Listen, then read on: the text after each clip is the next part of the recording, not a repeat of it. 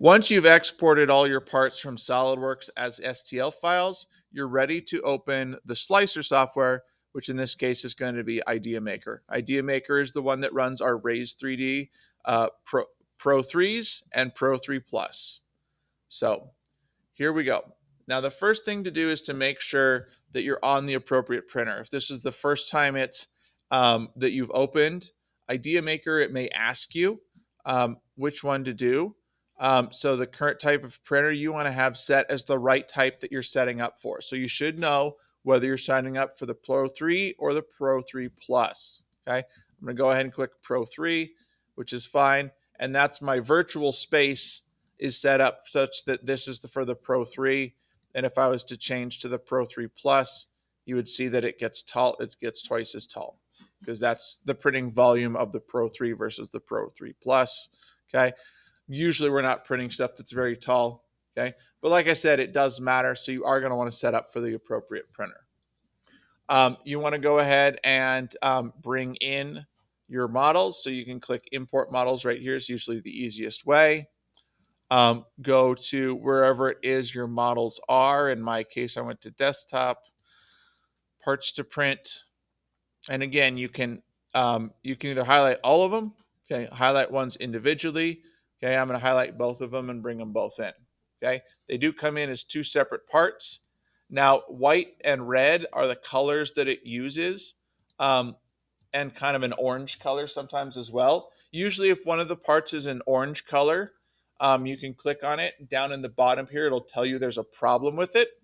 And most of the time, if you click repair and run auto repair on it, it'll repair the part so that it's able to print just fine. Again, usually that's the kind of thing where there's a little glitch in the part. Maybe it missed a surface or missed a triangle or whatnot. But you can just fix that right away. When you want to manipulate your parts, you'll go ahead and click on them. And your move tools are up here. If you click move, you've got your X, Y, Zs to move this around. Okay, in my case with this part, I definitely want to rotate it up. I want to rotate it up in the, looks like, if I move around a little bit, it looks like it's probably in the red direction here. So I'm going to just try one click with the red direction, and yeah, that works just fine. I'm going to do the same thing with this part here. Once in the red direction, oh, that went the wrong way. So I'm going to just keep clicking until I get what I want. And now I've stood that part up as well. You'll want to just kind of turn your parts around so that they are in the best printing configuration, least amount of support material, what have you. So I'm going to place all of my parts, okay, that I'm going to want in this print job on the bed. Okay. Once I've done that, I'm going to click Start Slicing. Now, when I click Start Slicing, I am going to want to make sure that I am on the proper material. Okay. So in this case, it's using premium PLA, which is right. Okay. And the standard print jobs, honestly, are pretty high quality. So to save some time in the printer, I would go ahead, and stick with the standard print job. You are going to want to click Edit and verify that your platform adhesion has a brim. Okay. Brim only usually does a really good job of helping it stick down to the bed without building a big raft or anything like that. And you want to turn support material to all. Okay. So it uses support material in all areas where it could be needed. Okay. You shouldn't need to change anything else, and you just hit Save As and Close. Okay. And then you will click Slice. It will do the slicing. It will tell you about how long, about how much material it will use. It estimates a price, okay? As it's saying, it's only showing for reference, so it's just an approximation. Now, I have a couple of different things I can do right now. I can upload it to a printer, okay? Or it lets me like export it to save, which is handy in certain cases, okay? But if I do click upload to printer, it's going to ask me which printer, okay?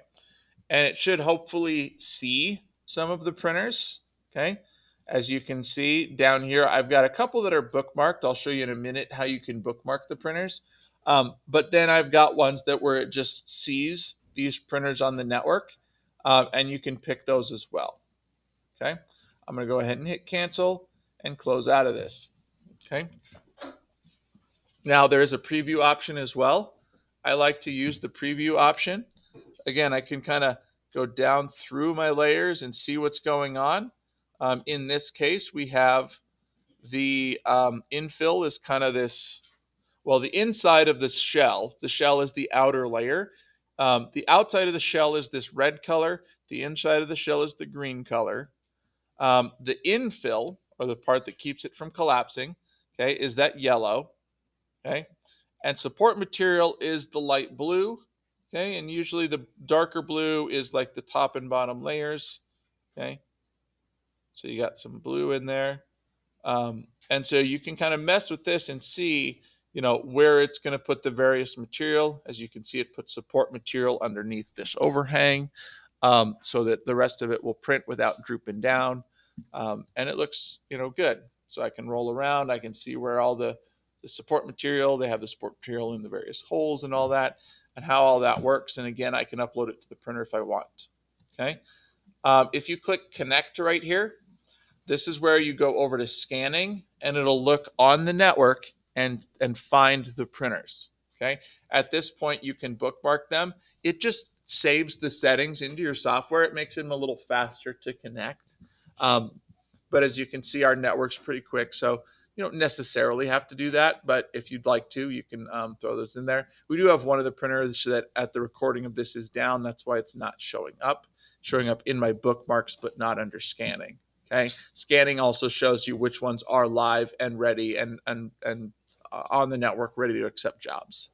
Okay, so that's the deal there. When you click upload to printer, again, you want to make sure you pick the correct printer here. Okay, and you would click upload. Okay. Oh, before you do that, actually, it really is helpful to rename your print file, because it'll pick one of the part names to use as a name, whereas it's a lot better if you actually put your last name in as the print job name. If you're going to have more than one print job, you can start to number them 1, 2, 3. That makes a lot of sense. Okay. And then you click upload, and it sends the job to the printer. Now, these printers don't start automatically, which is also nice because it also means that if the printer's currently in use, you can still send your print job to it.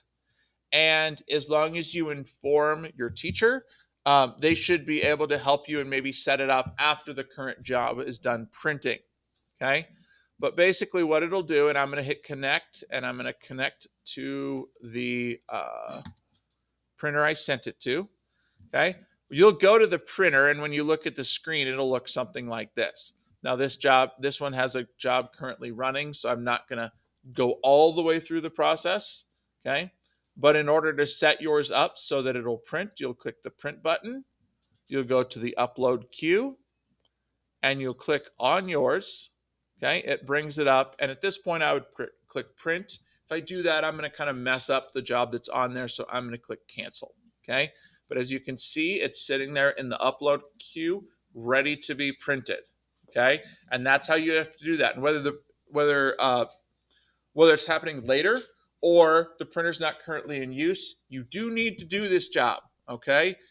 It's not going to print unless you actually tell the printer to print that job.